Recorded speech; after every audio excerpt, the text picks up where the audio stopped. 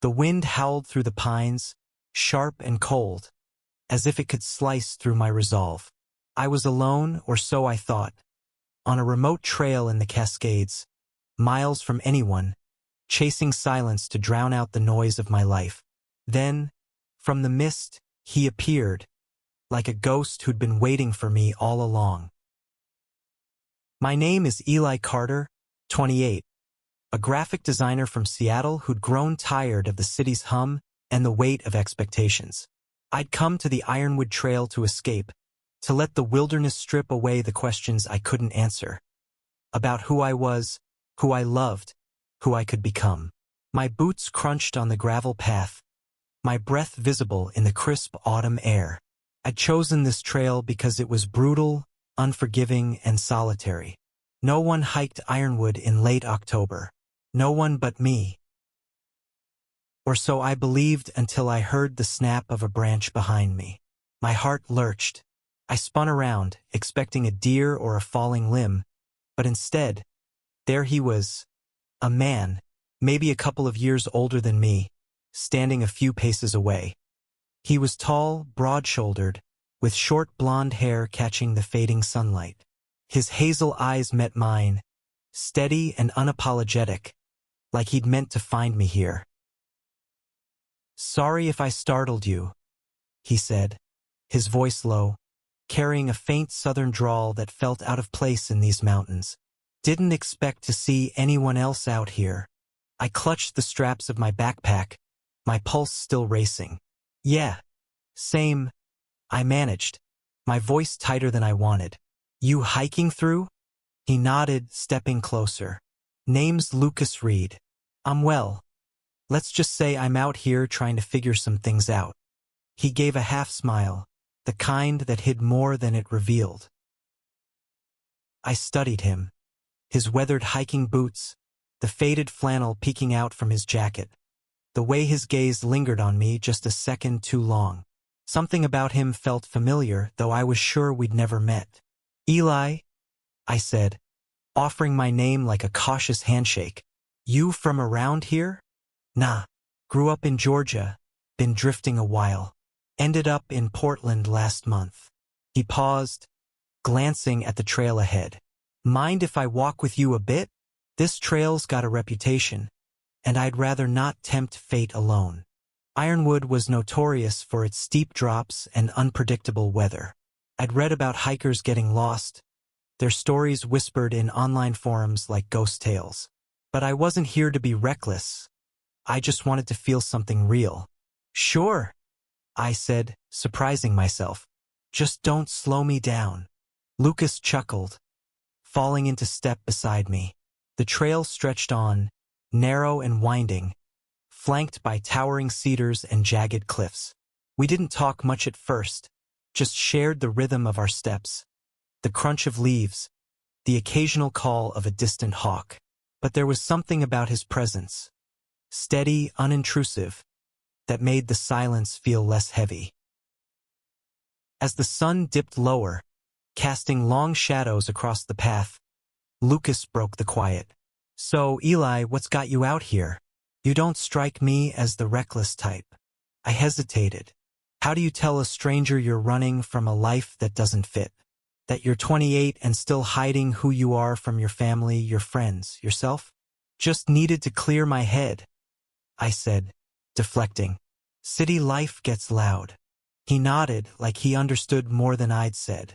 "I get that. Sometimes you gotta get lost to find yourself." His words hit harder than I expected, like he'd seen the parts of me I kept buried. I glanced at him, catching the way his jaw tightened, like he was holding back his own story. "What about you?" I asked. "What's a Georgia boy doing on a trail like this?" Lucas's smile faded, his eyes fixed on the path ahead.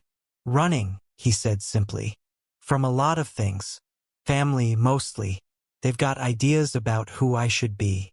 I didn't fit the mold." I wanted to ask more, but something in his tone told me to wait.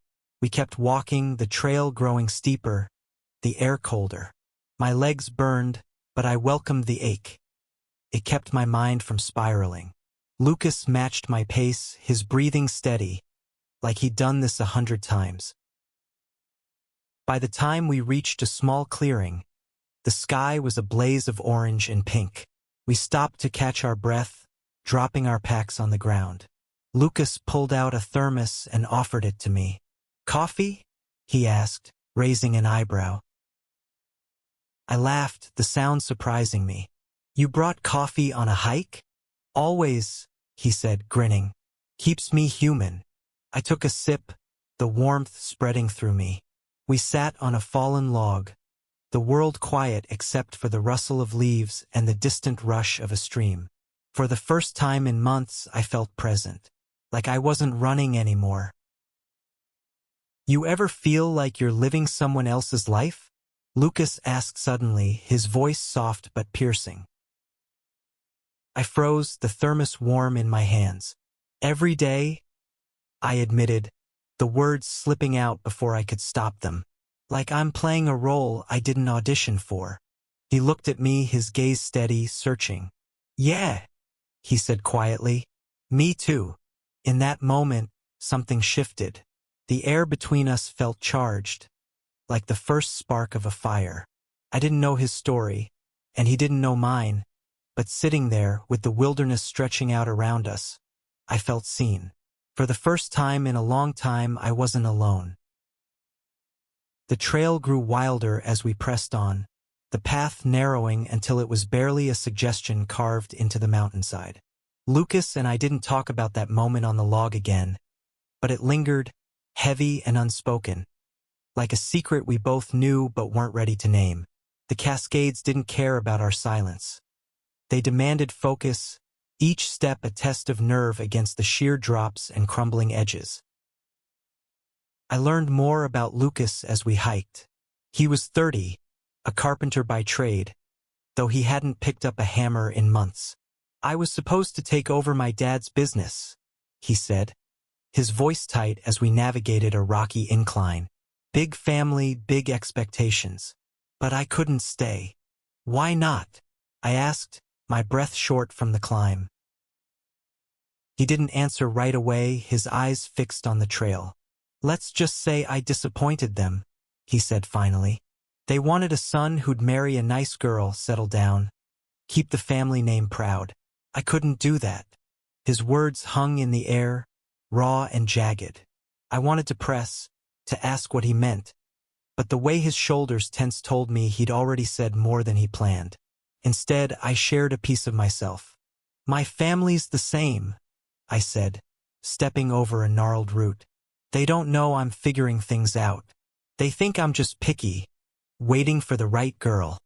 Lucas glanced at me, a flicker of understanding in his eyes. "Figuring things out," he repeated, a faint smile tugging at his lips. "That's one way to put it." We laughed, the sound cutting through the tension. But the trail didn't let us linger in that lightness. A sudden gust of wind roared through the trees, carrying the sharp scent of rain. I checked my watch, 4:37 p.m. The sky was darkening faster than I'd expected. "We should find a spot to camp," Lucas said, scanning the horizon. "Storm's coming." I nodded, though the thought of camping with a stranger, however easy he was to talk to, made my stomach twist. We found a small, sheltered clearing just off the trail, surrounded by dense pines that blocked the worst of the wind. Lucas was efficient, setting up his tent with practiced ease while I fumbled with mine. "Need a hand?" he asked, noticing my struggle. "I'm fine," I lied, wrestling with a stubborn pole. He didn't push, just knelt beside me and gently took the pole, guiding it into place. Our hands brushed, and I felt a jolt, like static but deeper. I pulled back, my face hot despite the chill. "Thanks," I muttered, avoiding his eyes. "No problem," he said, his voice soft. He didn't move away, though, and for a moment we were just there, close enough to feel each other's warmth in the cold air. The rain started as we finished setting up, a soft patter at first, then a steady downpour. We crawled into my tent. His was smaller, barely big enough for one, and sat cross-legged, our knees almost touching. The space felt too small, too intimate, but there was nowhere else to go. Lucas pulled out a deck of cards from his pack. "Wanna play? Keeps the mind off the storm." I raised an eyebrow. "You carry cards too?" "Coffee and cards," he said, grinning. "Essentials." We played gin rummy, the rain drumming against the tent. Between rounds we talked about music. He loved old country. I was into indie rock. About Seattle's coffee obsession. He thought it was overrated. About the lives we'd left behind. I told him about my job, how designing logos for tech startups felt like selling pieces of my soul. He told me about the small town he'd grown up in, where everyone knew your business and judged you for it. "You ever think about going back?" I asked, laying down a card. He shook his head. "Not unless I can be honest about who I am, and they're not ready for that." "Who are you then?" I asked, the question slipping out before I could stop it. He looked at me, his eyes steady, unguarded. "I'm just a guy who wants to live true, who doesn't want to hide anymore." My heart pounded. I wanted to say something, to tell him I felt the same, but the words stuck in my throat. Instead, I nodded, laying down my cards. "Your turn." The storm raged outside, but inside that tent, something was building. A connection, fragile but real, that neither of us was ready to name. Morning broke with a brittle kind of clarity, the storm having passed, leaving the air sharp and the ground slick. Lucas and I packed up in silence, but it wasn't awkward.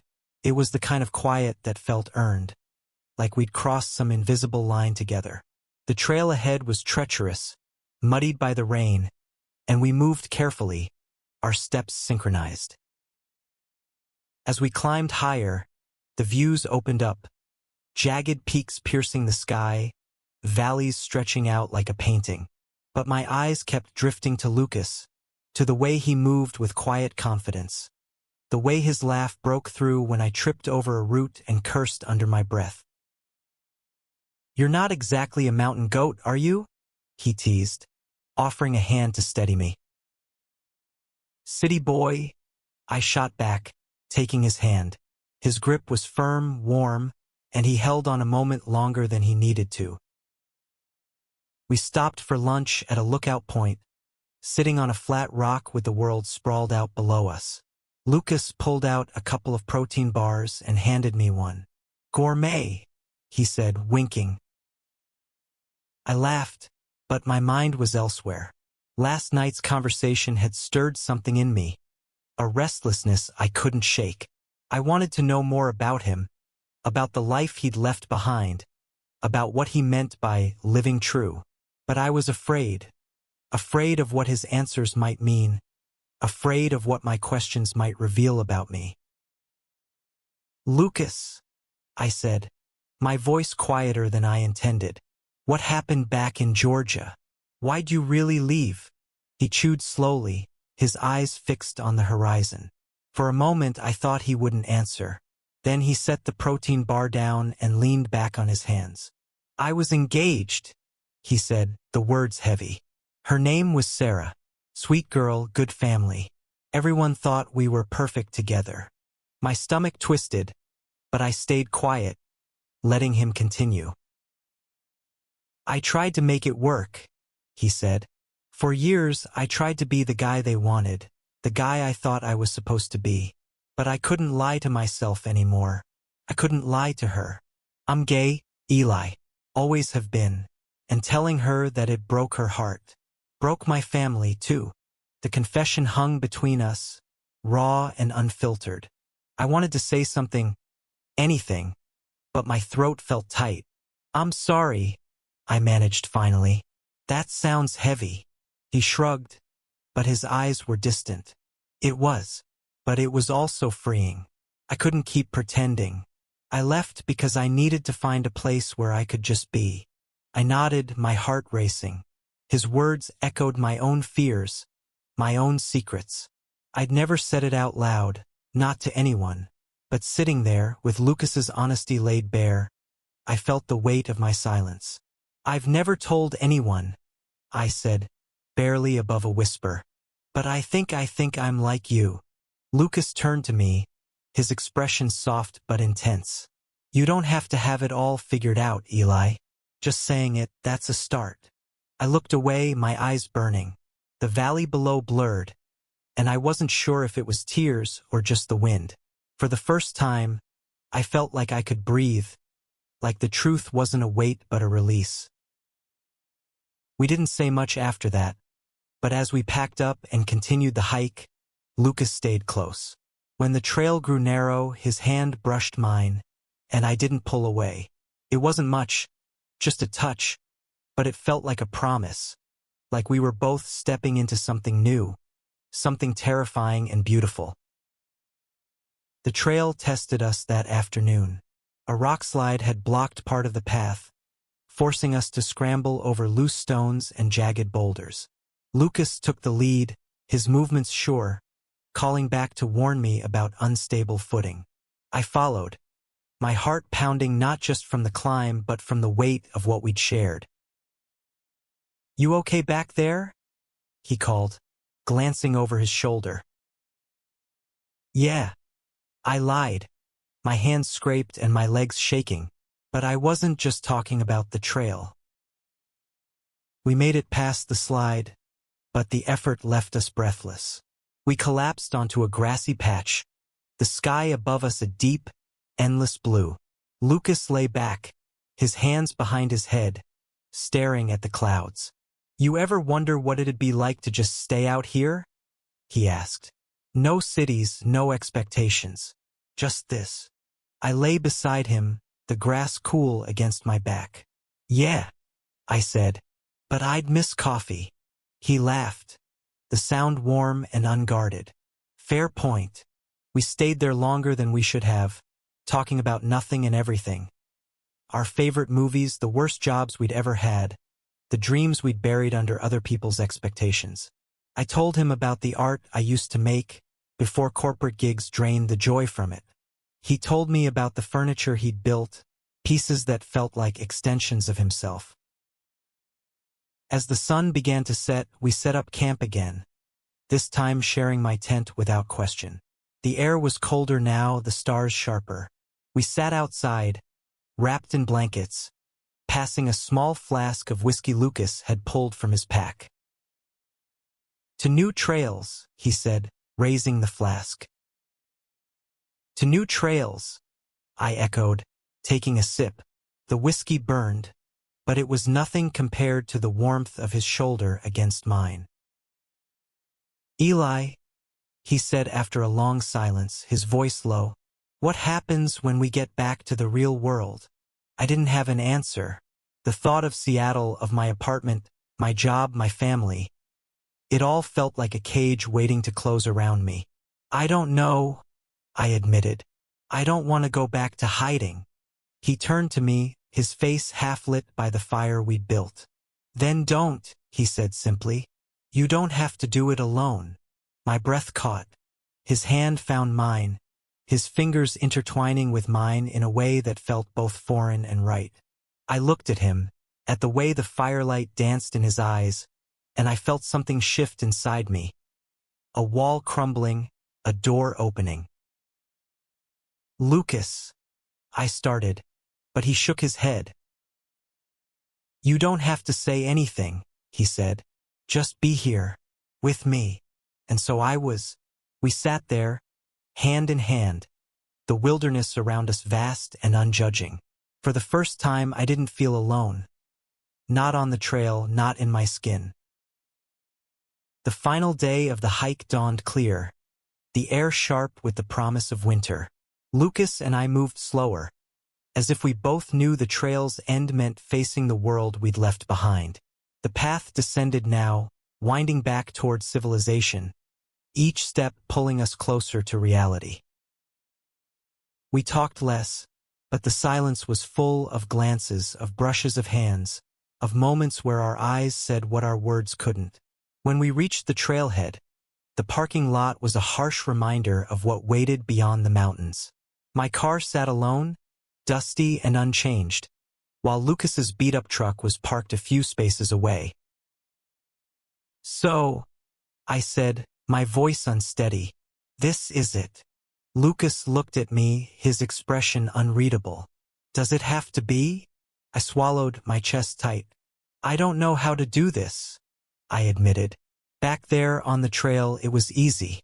Out here's harder," he finished, stepping closer. "But it's not impossible. Not if we do it together."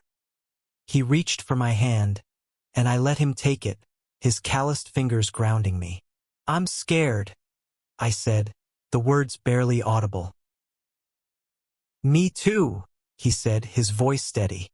"But I'd rather be scared with you than safe without you." I laughed, the sound shaky but real. And then, because there was nothing left to hide, I leaned in and kissed him. It was soft, tentative, but it felt like coming home.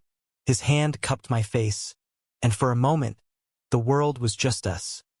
Two people who'd found each other in the wild, who'd chosen truth over fear. We drove back to Seattle together, his truck following my car down the winding mountain roads. In the weeks that followed, we built something new.